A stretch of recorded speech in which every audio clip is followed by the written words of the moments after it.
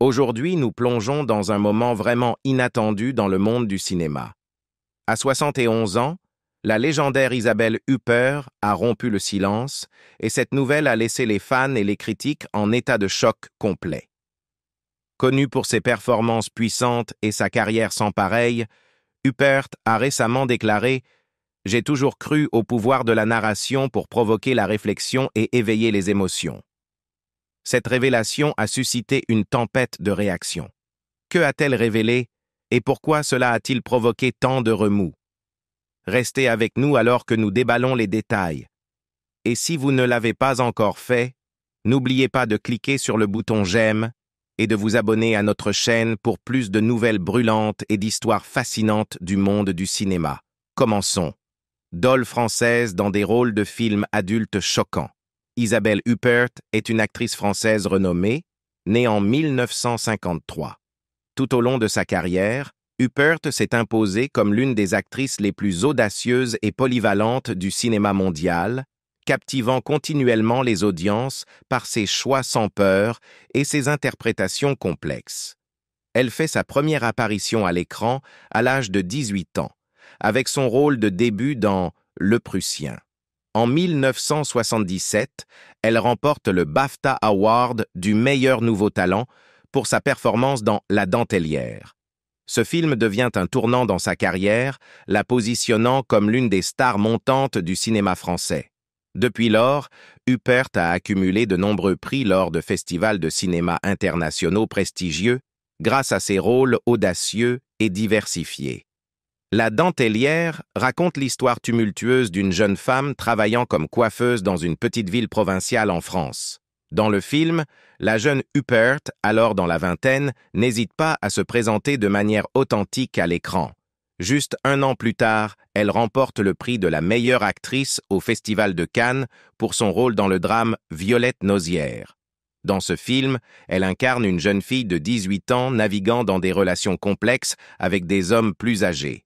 En 1980, Huppert joue aux côtés de Gérard Depardieu dans le drame psychologique Loulou, réalisé par le célèbre cinéaste Maurice Pialat. Les deux acteurs incarnent un couple qui tombe amoureux après une soirée en discothèque, lui, un individu récemment libéré, et elle, la jeune épouse d'un propriétaire d'une petite agence de publicité. Le film est nominé pour la Palme d'Or au Festival de Cannes la même année. 8 ans plus tard, en 1988, Huppert remporte le prix de la meilleure actrice au Festival de Venise pour sa performance dans Histoire de femme. Dans ce film, elle joue une femme travaillant dans une clinique d'avortement tout en entretenant une relation romantique avec un jeune homme. Son interprétation de ce personnage complexe a été acclamée par la critique.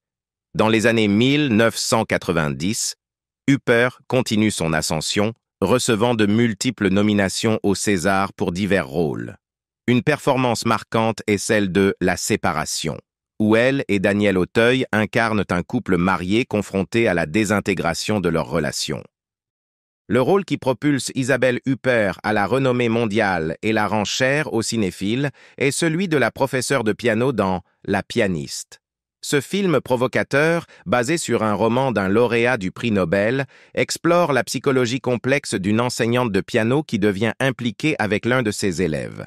Sa performance audacieuse lui vaut une reconnaissance internationale. En 2005, elle interprète une femme d'âge moyen engagée dans une relation compliquée dans le film Gabrielle, qui est nominé pour le Lion d'Or au Festival de Venise. Depuis 2010, bien qu'elle ait participé à plusieurs films nord-américains, Huppert est restée étroitement liée au cinéma d'art et d'essai européen. En 2012, elle joue la fille du personnage principal dans Amour, un film sur un couple âgé confronté au défi du vieillissement.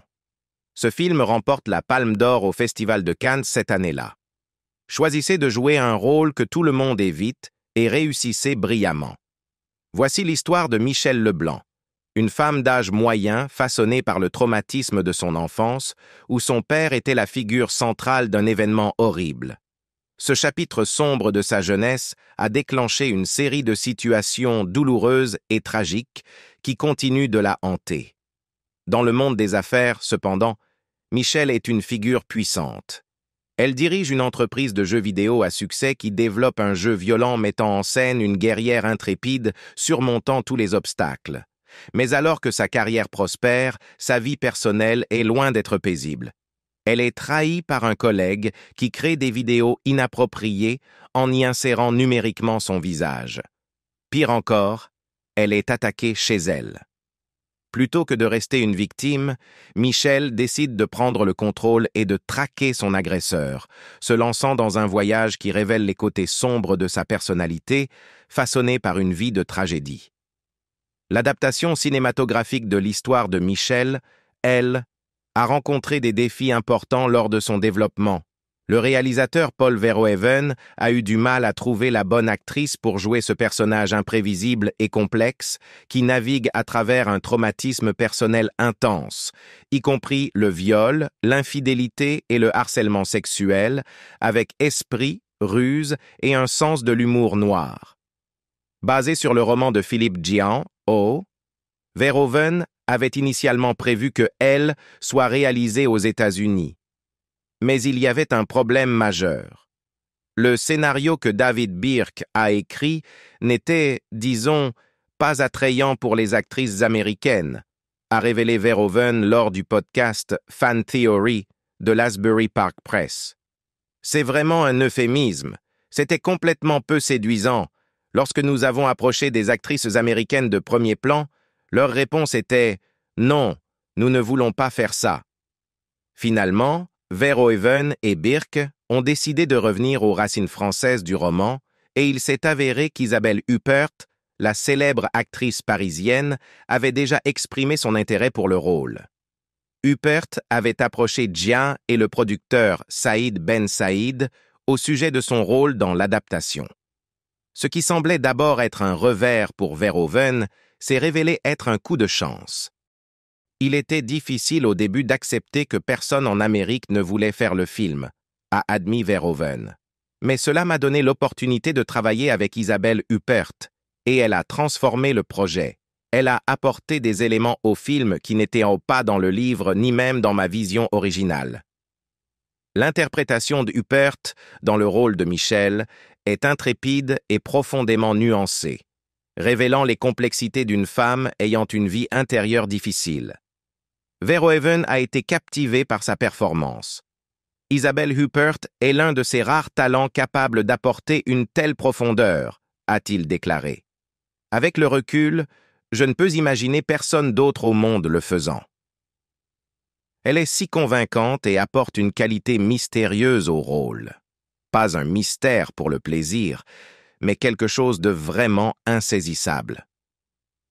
Verhoeven a décrit l'authenticité d'Huppert comme essentielle à son interprétation, expliquant que même lorsque Michelle fait des choix surprenants ou moralement ambigus, le public reste convaincu de ses motivations. Il y a quelque chose d'indéfinissable chez Isabelle quand elle joue, a dit Verhoeven. Vous ne pouvez pas tout à fait mettre le doigt dessus, mais c'est là. Elle a cette authenticité totale qui lui permet d'aller là où la plupart des gens, et certainement la plupart des femmes, n'iraient pas. Vous ne la comprenez peut-être pas entièrement, mais vous la croyez. En fin de compte, Verhoeven a réalisé que le choix de Huppert était essentiel au succès du film. Isabelle Huppert a apporté quelque chose au-delà de ce qui était dans le scénario, au-delà de ce qui était dans le livre et au-delà de ce que j'imaginais. Avec le recul, je ne pense pas que ce film aurait dû être réalisé aux États-Unis. Il appartenait à Isabelle Huppert. La performance d'Huppert a non seulement défini le personnage de Michelle, mais a également élevé l'ensemble du film, démontrant que le bon acteur peut transformer une vision en chef-d'œuvre. Cependant, Elle a fait face à une controverse considérable lors de sa sortie, principalement en raison de son sujet provocateur. La représentation du viol et la réponse peu conventionnelle de Michelle ont suscité des débats intenses. Plutôt que d'être une victime passive, Michelle navigue à travers son agression avec une composition troublante et un humour noir, ce qui brouille les récits traditionnels sur le traumatisme. Les critiques étaient divisées. Certains voyaient le film comme une exploration audacieuse des dynamiques de pouvoir et du traumatisme, tandis que d'autres estimaient qu'il banalisait la gravité de la violence sexuelle. Les groupes féministes, en particulier, ont exprimé des inquiétudes, arguant que la représentation du film risquait de renforcer des stéréotypes dommageables sur les femmes et leur réaction face à l'agression. La manière dont Michel choisit de confronter son agresseur, sans demander d'aide ni suivre des chemins conventionnels, a laissé beaucoup de gens mal à l'aise car cela remettait en question les attentes du public concernant la victimisation. Isabelle Huppert a immédiatement été attirée par le livre de Philippe Gian parce qu'elle y voyait un personnage extraordinaire, ainsi que des situations sans précédent à travers l'histoire. Le personnage représentait l'émergence d'un nouveau et exceptionnel type de femme, rarement présent dans la fiction. Huppert a ressenti qu'elle pouvait interpréter ce rôle de manière complètement naturelle, sans besoin d'imagination excessive ni d'analyse psychologique. Tant le roman que le scénario présentaient un personnage défini uniquement par ses actions, ce qui permettait une interprétation honnête et brute. C'est probablement pourquoi le matériel résonne si fortement avec le public, évoquant des réponses puissantes en raison de son authenticité et de sa nature troublante. Malgré des critiques positives au Festival de Cannes, certains critiques ont qualifié « Elle » de comédie misogyne. Huppert, cependant, n'était pas d'accord avec cette interprétation. Elle croyait qu'en surface, le film avait une profonde intégrité. Bien que le personnage se trouve impliqué dans la manipulation et des situations complexes, elle sert finalement de portrait d'une survivante. Alors que le film explore des thèmes dangereux comme la violence et les dynamiques de pouvoir, il reste profondément humain. Huppert a souligné qu'au-delà de ce que le film essaie explicitement de transmettre, il contient une profondeur interne qui résonne avec les gens à un niveau qu'ils peuvent ne pas entièrement comprendre. Malgré cette controverse, le film a reçu des éloges critiques. La performance d'Isabelle Huppert a été largement saluée et lui a valu de nombreux prix, dont un Golden Globe. Pour Verhoeven, elle n'était jamais destinée à offrir des réponses faciles ou à s'inscrire dans un récit conventionnel. Au contraire, il cherchait à susciter la réflexion et le dialogue sur des questions complexes de pouvoir, d'identité et de résilience humaine. En fin de compte, Elle est devenue l'un des films les plus discutés de son époque, divisant le public par son récit audacieux et sa performance courageuse, tout en cimentant indéniablement sa place comme une œuvre cinématographique qui pousse à la réflexion. Elle admet ses insécurités. Enfant, Isabelle Huppert croyait que son visage manquait de définition. « J'étais toute pâle et blanche avec des taches de rousseur, et mon visage était indéfini », se souvient-elle. Ce sentiment d'être flou est d'une ironie frappante pour une femme qui allait devenir l'une des actrices les plus fascinantes et énigmatiques du cinéma. Selon elle, l'objectif de la caméra a aidé à articuler ses traits, lui donnant une présence qui a défini sa carrière. Au fil des ans, Huppert a construit une réputation non seulement pour sa beauté, mais aussi pour sa capacité à maintenir une aura de mystère, même dans les rôles les plus révélateurs. En personne, Huppert est petite, mesurant un peu plus de 152 cm. Même à 60 ans, son apparence juvénile, avec ses cheveux châtains tirés en arrière et ses taches de rousseur toujours visibles, contraste avec les personnages complexes et souvent sombres qu'elle incarne à l'écran. Née à Paris en 1953, Huppert a grandi dans un environnement intellectuellement riche, étant la benjamine de 5 enfants. Son père était un fabricant de coffres-forts prospère et sa mère enseignante d'anglais. Sa famille a cultivé une profonde appréciation pour les arts et dès son jeune âge, Huppert a été attiré par les contes de fées de Hans Christian Andersen, en particulier La petite fille aux allumettes et La petite sirène.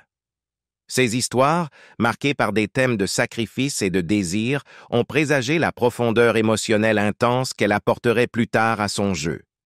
Malgré son succès précoce, Huppert a toujours abordé sa carrière avec une certaine conscience de soi. Je n'ai jamais vraiment agi comme une belle personne, même jeune adulte, avoue-t-elle. Je ne me faisais jamais vraiment confiance à cet égard, mais en y repensant, je me dis, après tout, ça allait. Sa confiance discrète et sa réticence à se fier uniquement à son apparence lui ont permis de transcender les attentes superficielles souvent imposées aux actrices, en particulier celles choisies pour des rôles chargés sexuellement. La carrière de Huppert est marquée par un refus de se conformer aux normes conventionnelles, tant dans les rôles qu'elle choisit que dans sa façon de se présenter. Même en vieillissant, elle a continué à prendre des rôles complexes et chargés sexuellement, défiant les attentes habituelles de l'industrie envers les actrices plus âgées. Ce qui la distingue, cependant, ce n'est pas seulement les personnages qu'elle joue, mais sa capacité à rester énigmatique tout en incarnant pleinement chaque rôle. Elle apporte une profondeur et une nuance à ses performances qui laissent le public intrigué, souvent en dépeignant des femmes difficiles à comprendre mais impossibles à ignorer. Ce qui rend Huppert unique parmi ses pairs, c'est sa capacité à vieillir naturellement, sans recourir à la chirurgie esthétique. Son visage, marqué par des rides de sourire et des signes de vie, reste un témoignage de son engagement envers l'authenticité, tant à l'écran que dans la vie. Ces traces de vie sur sa peau, comme le notent souvent les critiques, ne font que nancer sa beauté, la rendant encore plus captivante à mesure qu'elle vieillit. Cette décision d'accepter le processus de vieillissement naturel s'aligne sur la complexité des personnages qu'elle choisit de représenter, des femmes réelles, imparfaites et sans excuses. Aborder la violence sexuelle et autonomiser les femmes dans le cinéma. En tant que femme de petite stature, Isabelle Huppert a toujours des déclarations très fortes pour se protéger, elle et les autres femmes. Dans une longue interview avec l'AFP, l'actrice Isabelle Huppert a évoqué les récents incidents de violence sexuelle et de harcèlement qui ont secoué l'industrie cinématographique française. Dans un témoignage significatif pour Mediapart, l'actrice Adèle Haenel a accusé le réalisateur Christophe Ruggia de comportements inappropriés et de harcèlement lorsqu'elle était adolescente. Peu après, Roman Polanski a fait face à une nouvelle accusation d'agression, cette fois de la part de la photographe française Valentine Monnier, qui a déclaré avoir été agressée par le cinéaste lors d'un voyage de ski en 1975, alors qu'elle avait 18 ans. Polanski a depuis réaffirmé son innocence. Huppert a partagé son point de vue avec l'AFP, déclarant que l'industrie cinématographique française devrait faire davantage pour protéger les femmes financièrement. Cela peut commencer par offrir une protection économique aux femmes, ce qui est un bon début et une bonne approche, mais ce problème va au-delà du cinéma. Il est présent dans tous les domaines. Les femmes ont toujours été confrontées à la discrimination, a-t-elle expliqué. Beaucoup de femmes, craignant le chômage, restent silencieuses et endurent un comportement inapproprié pendant des années. Elle a partagé avec ses collègues: presque tous mes films abordent la condition des femmes, ce que signifie être une femme qui lutte pour survivre. J'ai toujours été attirée par des personnages de femmes qui sont au centre, des femmes qui se rebellent, qui cherchent la libération, des féministes. Je dirais que j'ai toujours été féministe sans le savoir. Prenant la parole à Cannes, dans le cadre du programme Women in Motion, pour souligner la contribution des femmes au cinéma, Huppert a admis qu'elle n'avait jamais personnellement subi de discrimination sur un plateau de tournage, mais que le problème qu'elle soulevait était commun à de nombreuses femmes. À mon avis, le message des femmes a été entendu, mais les lacunes persistent dans d'autres domaines. La sensibilisation est une chose, la réalité en est une autre. Les femmes doivent être mises dans les conditions pour faire de bons films, des blockbusters, a déclaré Huppert. Interrogée sur les raisons pour lesquelles le féminisme reste un sujet brûlant dans le cinéma en 2017, elle a expliqué: « Beaucoup de progrès ont été réalisés pour atteindre l'égalité, mais beaucoup reste à faire, surtout dans les pays pauvres où les femmes sont les plus touchées en cas de difficultés économiques ou d'instabilité politique. Il n'est pas secret que les femmes sont les premières victimes. une pionnière audacieuse dans le cinéma et le théâtre.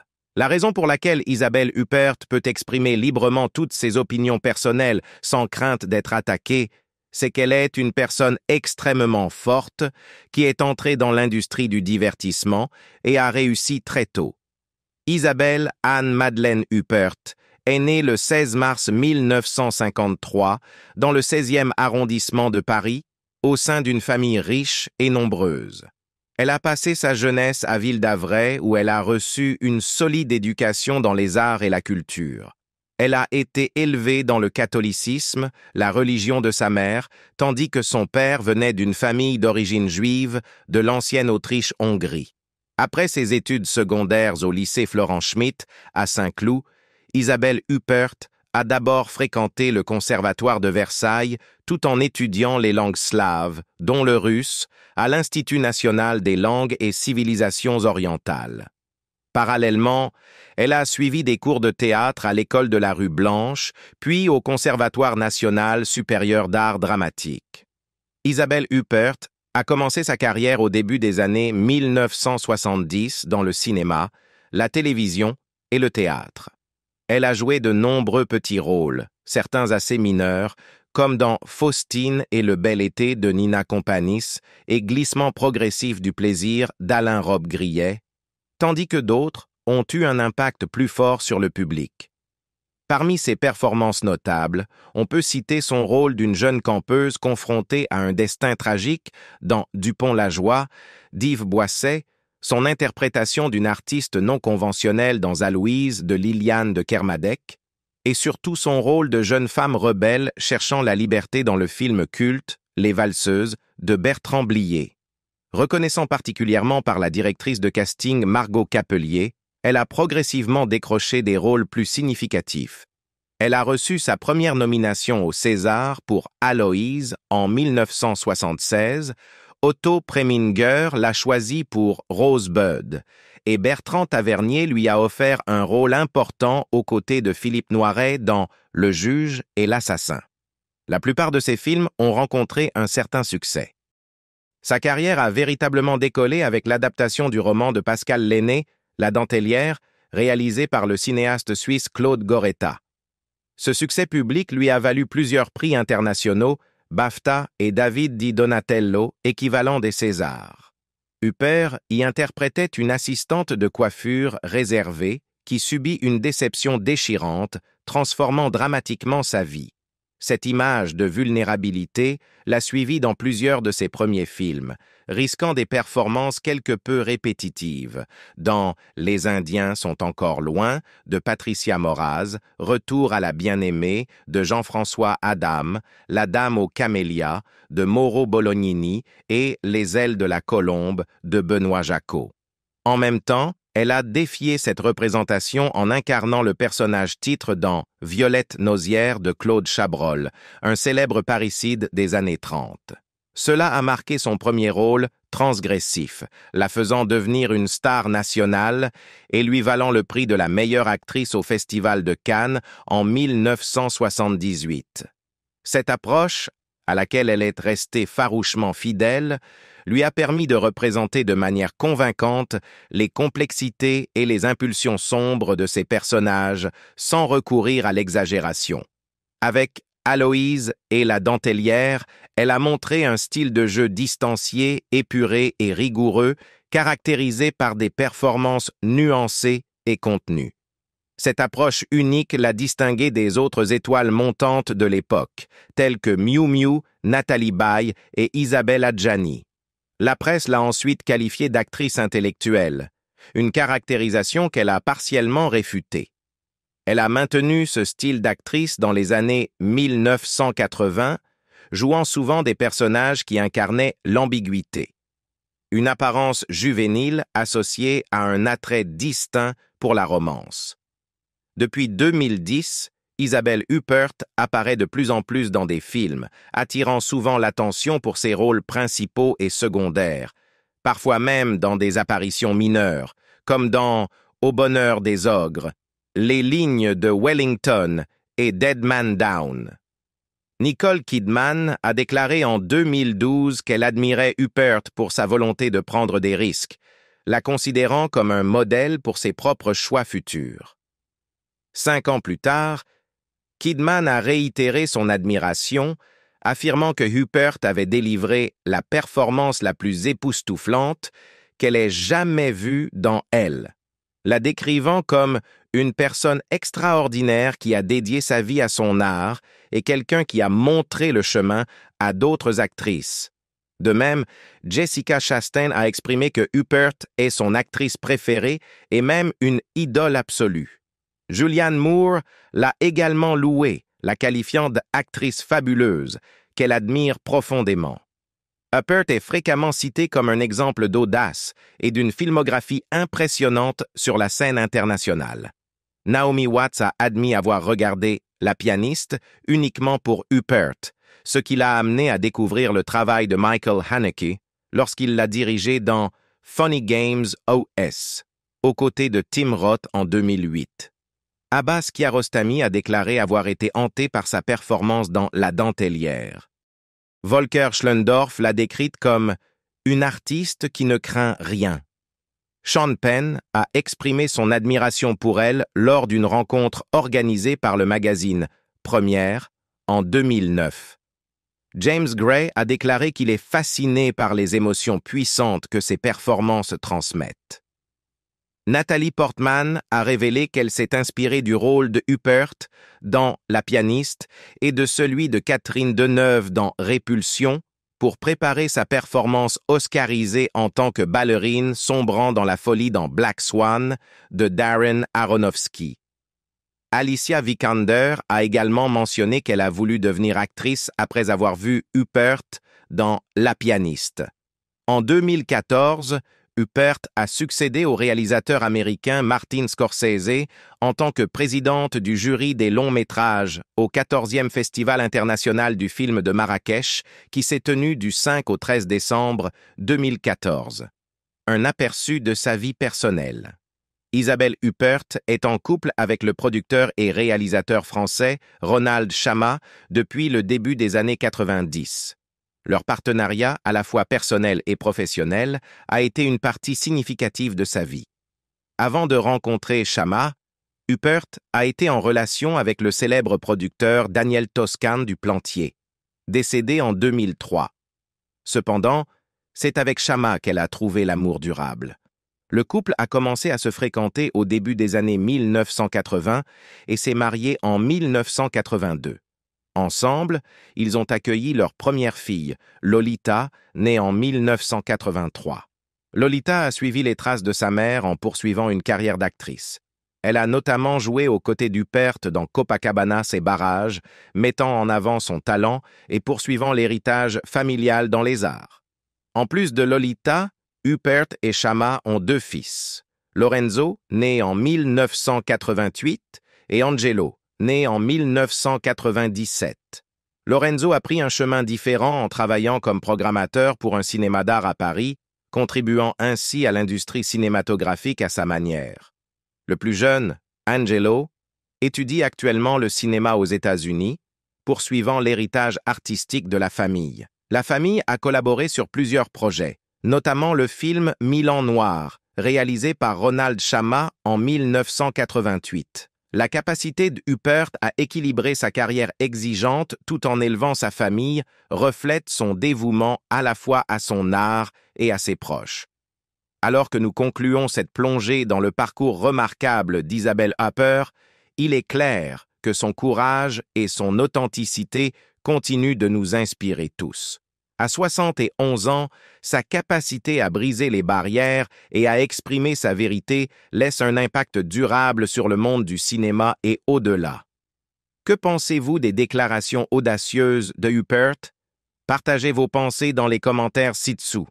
Et si vous avez aimé cette vidéo, n'oubliez pas de liker, de vous abonner et d'activer la cloche de notification pour d'autres histoires incroyables. Merci de votre visionnage.